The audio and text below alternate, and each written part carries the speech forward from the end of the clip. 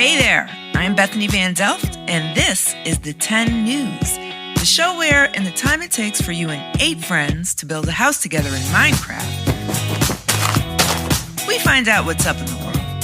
It's the stuff grown-ups are talking about, explained, and a lot more fun.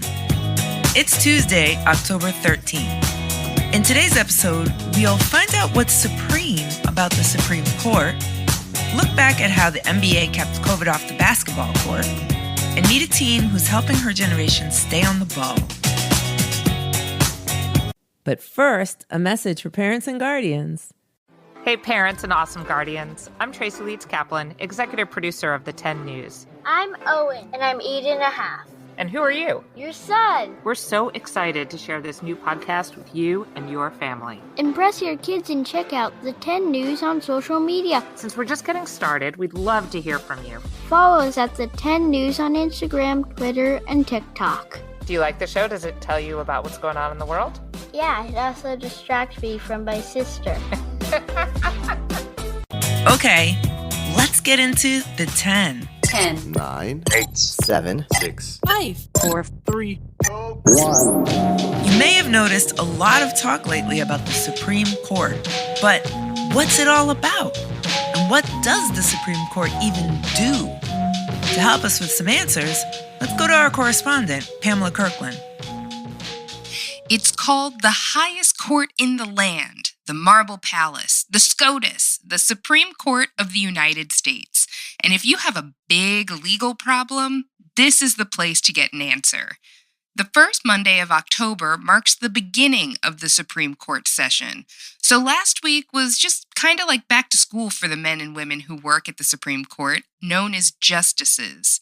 Their job is to hear some of the most important cases in the country, and using laws that are already written, decide which side makes the better argument. Sometimes the justices agree, sometimes they don't. But the justices on the court are trusted to follow the Constitution and make the best decisions they can. Getting a seat on the court isn't easy. The president picks a person to appoint or nominate for the job. Then the Senate decides whether they get the job by voting on it. The majority wins. There have been 114 Supreme Court justices in the history of the court. Only 4 of those have been women. Justice Sandra Day O'Connor was the first woman to serve on the Supreme Court. Ruth Bader Ginsburg was the second. She recently passed away, leaving an empty seat for a new nominee, but she was world famous for her legal opinions. She was nicknamed the Notorious RBG and was a trailblazer for women's rights. She spent a lot of her career arguing that men and women are equal, and laws should treat them the same way. And even though her side didn't always win, she was known for writing her arguments with passion. The Constitution does not specify the number of justices the Supreme Court should have and leaves it to Congress to decide. In September, the president nominated Judge Amy Coney Barrett to fill the seat that Justice Ginsburg held. Being confirmed a Supreme Court justice is a lifetime appointment. An empty seat on the court is a really big deal because the person who fills it could impact the court's decision for decades. We'll all be keeping an eye on the status of the SCOTUS.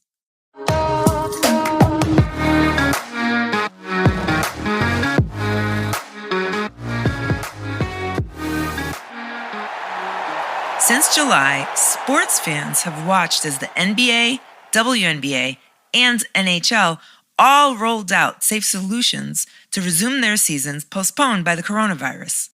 How did they do it? Players, staff, and members of the media lived in bubbles. That sounds funny, right? But what exactly is a bubble? To put it simply, it's a group of people who only have close contact with each other and agree to practice social distancing with everyone else, just like the bubble you've stayed in with your loved ones at home. Okay. But for the NBA, the bubble was the Walt Disney World Resort in Orlando, Florida. What?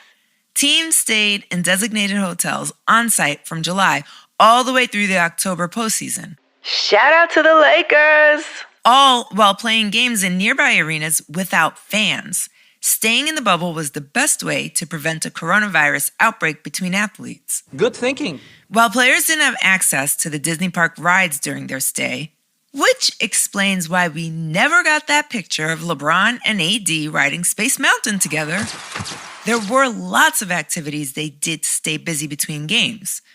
These included things like golfing, swimming, and playing all the video games they wanted. Jelly? All fun aside, bubbles have worked. It went so well that NBA players were even allowed to have some family members and longtime friends attend games, which explains all the cute babies you've seen sitting courtside lately.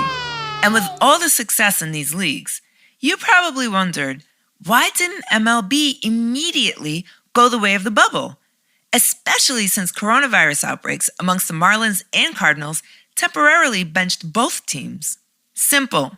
The league is too large with too many games for everyone to have stayed in one location.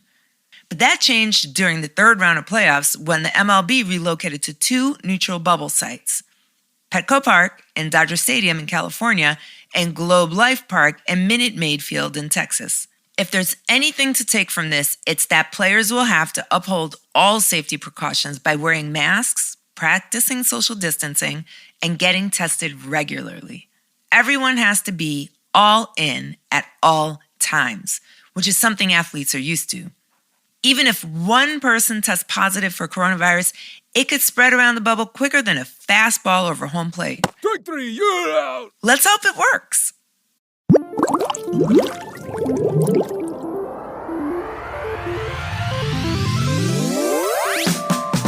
There are young people just like you out there finding meaningful ways to make a difference in our world. I caught up with 16-year-old Olivia Seltzer, founder of the popular newsletter, The Cramm, to learn more about how she's sparking change by sharing information.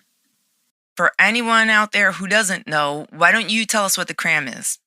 The Cramm is a daily newsletter for Gen Z.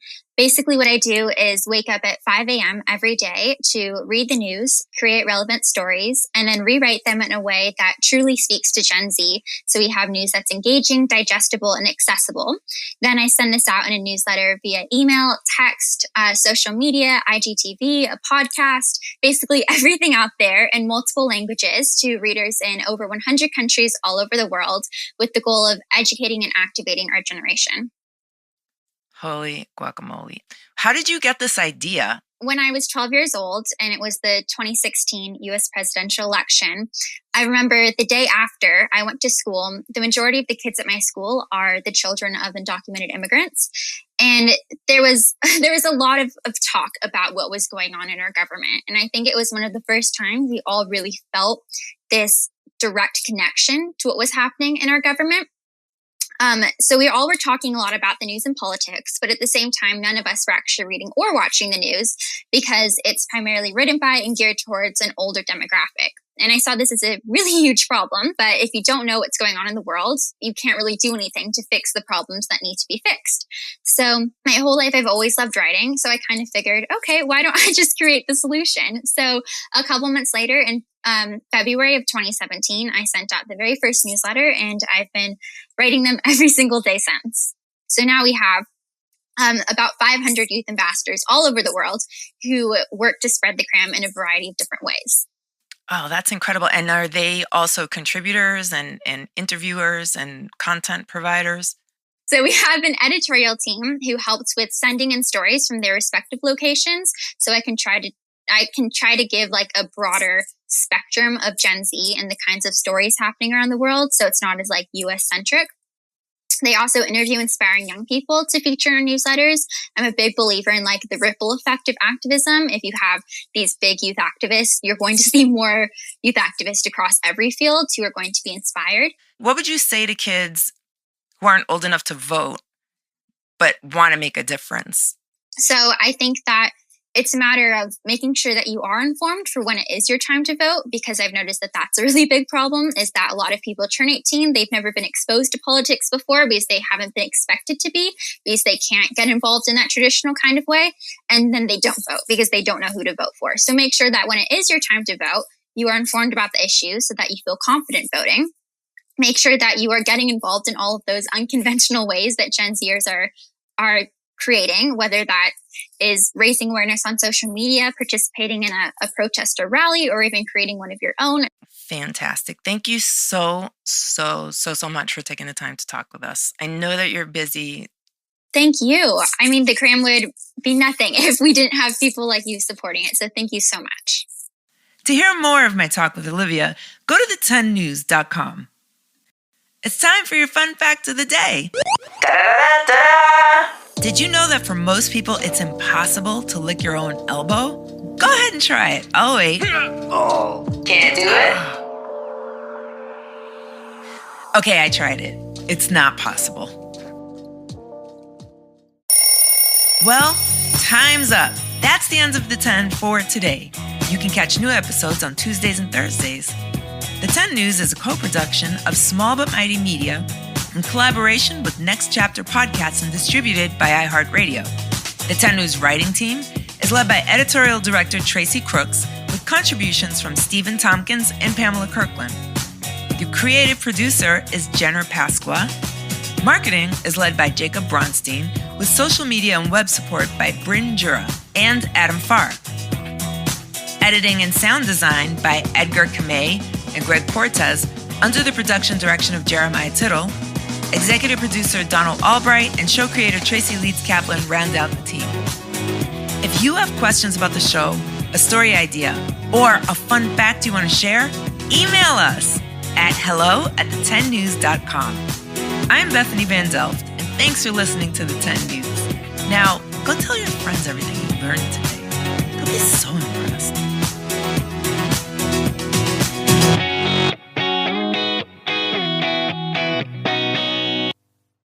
Testing. Testing. Is this thing still on? I can't tell.